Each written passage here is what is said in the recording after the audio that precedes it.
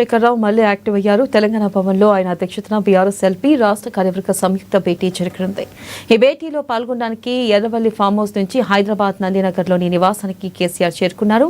ఇవాళ జరగబోయే పార్టీకి చెందిన ఎంపీలు, ఎమ్మెల్యేలు, ఎమ్మెల్సీలు, రాష్ట్ర కార్యవర్గ సభ్యులు పాల్గొన్నారు. ఇక సమావేశంలో పార్టీ శ్రేణులకు భవిష్యత్ కార్యాచరణపై కేసీఆర్ దిశానిర్దేశం చేరున్నారు. బీఆర్ఎస్ 10 ఏళ్ల పాలనలో గాడిలోకి తెచ్చిన వ్యవసాయం, సాగునీటి ప్రాజెక్టులను కాంగ్రెస్ ప్రభుత్వం నిర్వీర్యం చేయాలనే కుట్రను చేస్తుందని ఆరోపిస్తున్న బీఆర్ఎస్ దీనిపై క్షేత్రస్థాయిలో తిప్పికొట్టేందుకు ప్రణాళికను ఈ సమావేశంలో రూపొందించనున్నట్లు చెబుతోంది.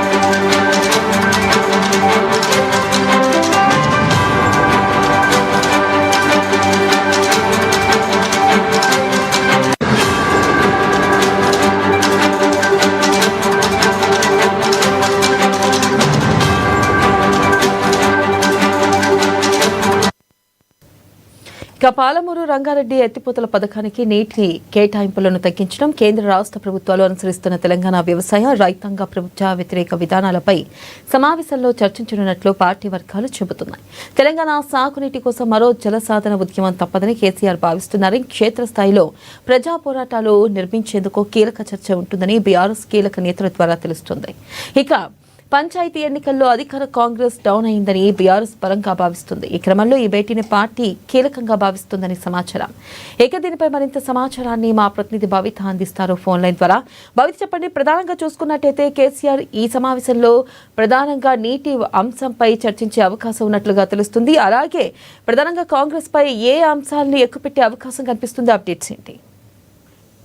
మరి కాసేపట్లో తెలంగాణ భవన్ కి కేసీఆర్ చేరుకోనున్నారు. ఇప్పటికే నందినగర్ నివాసానికి చేరుకున్నారని కేసీఆర్. అయితే ఇప్పటికే తెలంగాణ భవన్ కి హరీష్ రావుతో పాటు, కేటీఆర్ తో పాటు ఎమ్మెల్యేలు, ఎంపీలు, ఎమ్మెల్సీలు కూడా ఒక్కొక్కరుగా చేరుకున్న సందర్భం కనబడుతుంది. ఈ రోజు ప్రధానంగా 2 సమావేశాలకు సంబంధించి ఏదైతే బీఆర్ఎస్ ఎల్పీ సమావేశంతో పాటు రాష్ట్ర కార్యవర్గ సమావేశం 2 సమావేశాలను కలిపి ఒకే సమావేశంలో నిర్వహించనున్నారు. దీనికి సంబంధించి ఇప్పటికే దాదాపుగా 350 నుంచి 400 మందికి ఈ సమావేశానికి హాజరు కావాలని చెప్పేసి కూడా ఇప్పటికే ఆహ్వానం కూడా అందింది. అయితే ముఖ్యంగా ఈ ఆహ్వానానికి పిలిచినటువంటి నేతలకే తెలంగాణ లోపలికి, అంటే భవన్ లోపలికి సమావేశానికి పర్మిషన్స్ ఇస్తున్నారు. మిగతా వాళ్ళందరూ కూడా, అంటే గత కొంతకాలంగా కేసీఆర్ బయట జనాల మధ్య లేరు, చాలా రోజుల నుంచి కూడా ఫామ్ హౌస్ కే పరిమితమైనటువంటి నేపథ్యంలో కేసీఆర్ వస్తున్నటువంటి తరుణంలో చాలా మంది తెలంగాణ భవన్ కి చేరుకున్నటువంటి నేపథ్యం అయితే కనబడుతుంది. అయితే ముఖ్యంగా బీఆర్ఎస్ ఎల్పీ సమావేశంకి సంబంధించి కావచ్చు, కార్యవర్గ సమావేశానికి సంబంధించి మాజీ ఎంపీలు, మాజీ ఎమ్మెల్యేలు, మాజీ ఎమ్మెల్సీలతో పాటు ప్రస్తుత ఎమ్మెల్యేలు, ఎంపీలు, ఎమ్మెల్సీలతో పాటు మిగతా జిల్లాల అధ్యక్షులు కావచ్చు, కార్యవర్గంలో ఉన్నటువంటి నేతలు కావచ్చు, వీళ్ళందరికీ కూడా ఆహ్వానం అందింది. వాళ్ళందరూ కూడా ఈ సమావేశానికి హాజరు కానున్నట్టుగా తెలుస్తుంది. ఇప్పటికే చాలా మంది నేతలు తెలంగాణ భవన్ కి చేరుకున్నారు. అందులో ముఖ్యంగా హరీష్ రావుతో పాటు కేటీఆర్ కూడా తెలంగాణ భవన్ కి చేరుకున్నారు. 1:50 నిమిషాల ప్రాంతంలో కేసీఆర్ తెలంగాణ భవన్ కి చేరుకుంటారని మాత్రం ప్రస్తుతం మనకున్నటువంటి సమాచారం. అయితే ముఖ్యంగా ముఖ్య ఉద్దేశం మనం చూసినట్లయితే దాదాపుగా 5 నుంచి 6 అంశాలు ఈ సమావేశంలో ఎజెండాగా పెట్టుకున్నప్పటికీ అందులో ప్రధానంగా 3 అంశాలే మనకు కనిపిస్తున్నాయి. అందులో ముఖ్యంగా నీటి వాటాలకు సంబంధించి నీటి పంచాయతీ గత కొంతకాలంగా కొనసాగుతుంది.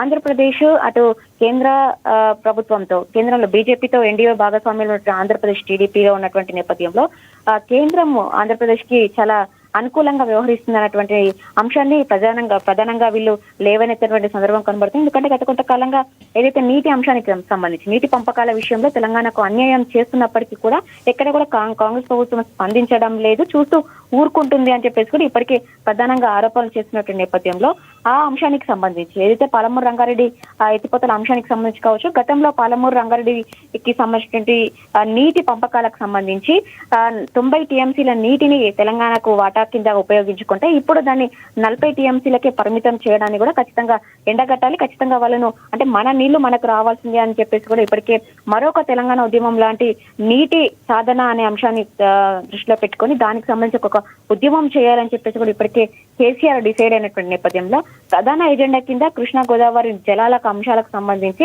తెలంగాణకు అన్యాయం జరుగుతుంది, అన్యాయం చేస్తుంటే కూడా తెలంగాణ కాంగ్రెస్ ప్రభుత్వం చూస్తూ ఊరుకుంటుంది. ఖచ్చితంగా ఇటు కేంద్ర రాష్ట్ర ప్రభుత్వాలు కావాలని చెప్పేసి తెలంగాణకు అన్యాయం చేస్తారు, నీళ్ళ దోపిడీ చేస్తారు అని చెప్పేసి కూడా ప్రధానంగా వీళ్ళు ఆరోపిస్తున్న నేపథ్యంలో గత కొంతకాలంగా ఏదైతే తెలంగాణకు సంబంధించి నీటిని తీసుకునేందుకు ఏపీ ప్రభుత్వం బనకచర్ల ప్రాజెక్ట్ ని అంటే డిజైన్ చేయాలని చెప్పి చూసింది. దానికి సంబంధించి ఒకవైపు ఏపీ ప్రభుత్వము తెలంగాణకు నీటి సౌకర్యం కావాల్సినటువంటి పూర్తి స్థాయిలో వినియోగించుకున్న తర్వాత సముద్రంలో కలిసేటువంటి నీటినే బనకచర్ల రూపంలో మేము ఆంధ్రాకి తరలిస్తామే తప్ప ఎక్కడ కూడా తెలంగాణకు అన్యాయం చేసే విధంగా మేము ప్రవర్తించబోమని చెప్పేసి కూడా ఏపీ ప్రభుత్వం చెప్తున్నప్పటికీ కూడా ఖచ్చితంగా బనకచర్ల ప్రాజెక్టు కడితే కనుక తెలంగాణకు పూర్తి స్థాయిలో అన్యాయం జరుగుతుంది, మరొకసారి ఎడారిగా మారిపోతుందని చెప్పేసి కూడా ప్రధానంగా ఇటు బీఆర్ఎస్ తో పాటు కాంగ్రెస్ కూడా ఆరోపణలు చేసింది. దీంతో పాటే బనకచర్లను ఖచ్చితంగా వెనక్కి తీసుకోవాల్సిందని చెప్పేసి కూడా ఇటు కేంద్ర ప్రభుత్వం పైన ఒత్తిడి తేవడం, దానికి అనుగుణంగా కూడా బనకచర్ల ప్రాజెక్టు అంటే డిస్మిస్ చేసుకోవడం ఇవన్నిటి కూడా కొనసాగుతూ వస్తున్నాయి. అయితే గోదావరి నీళ్లు కావచ్చు, కృష్ణా జలాలకు సంబంధించి కావచ్చు, ఇటు ఎత్తిపోతల పథకాలకు సంబంధించి కావచ్చు, గత కొంతకాలంగా తాగునీటి ప్రాజెక్టులకు సంబంధించి కావచ్చు, పెండింగ్ పనులను ఎక్కడ కూడా కాంగ్రెస్ ప్రభుత్వం పూర్తి చేయట్లేదు. ఖచ్చితంగా వాటిపైన చర్చించాలని చెప్పేసి కూడా ప్రధానంగా నీటి సమస్యకు సంబంధించి ఈ అంశంలో ప్రధాన ఎజెండాగా పెట్టుకున్నారు. అయితే దాని తర్వాత ఏదైతే ఏ ప్రభుత్వం ఏర్పడిన తర్వాత కూడా ఖచ్చితంగా వాళ్ళకు సమయం ఇవ్వాలి. ఎందుకంటే గత ప్రభుత్వంలో చేసినటువంటి అంశాలు వీళ్ళకు కొంత అర్థం కావడానికి కావచ్చు, పాలన కొనసాగించడానికి కావచ్చు, దాదాపు సంవత్సరం నుంచి 2 సంవత్సరాల కాలం పడుతుందని చెప్పేసి కూడా పదే ఇతర సమావేశాల్లో కూడా కేసీఆర్ చెప్పినటువంటి నేపథ్యంలో ఇప్పుడు తాజాగా డిసెంబర్ 9th కి ఏదైతే కాంగ్రెస్ ప్రభుత్వం ఏర్పడి 2 సంవత్సరాలు పూర్తవుతున్నప్పటికీ హామీలు ఇచ్చింది. దాదాపు 6 గ్యారెంటీలతో అభయాస్తం పేరిట 6 గ్యారెంటీలు, అందులో 13 అంశాలు ఎజెండాగా పెట్టుకోవడంతో పాటు మిగతా 420 సబ్ గ్యారెంటీలకు సంబంధించి ఎన్ని హామీలు పూర్తి చేసింది, ఎందుకు ప్రజలను మోసం చేస్తూ పాలన సాగిస్తుంది అనే అంశాన్ని కూడా ఖచ్చితంగా ఎండగట్టడంతో పాటు దానిపైన కొంత భవిష్యత్తు కార్యాచరణకు సంబంధించి నేతలకు ఒక దిశానిర్దేశం చేసే అవకాశం ఉన్న నేపథ్యం అయితే కనబడుతుంది.